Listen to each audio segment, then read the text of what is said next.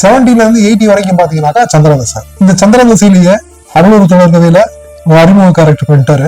அதுக்கப்புறம் கன்னி பருவத்தில்ன்ற படத்துல ஹீரோவை பண்ணிட்டாரு. ஸோ ஒரு நடிகனா உருவாக ஆரம்பிச்சிட்டாரு. அந்த 80ல இருந்து 87 வரைக்கும் சந்திரதசைக்கு அப்புறம் பாத்தீங்கன்னா செவ்வாதசை.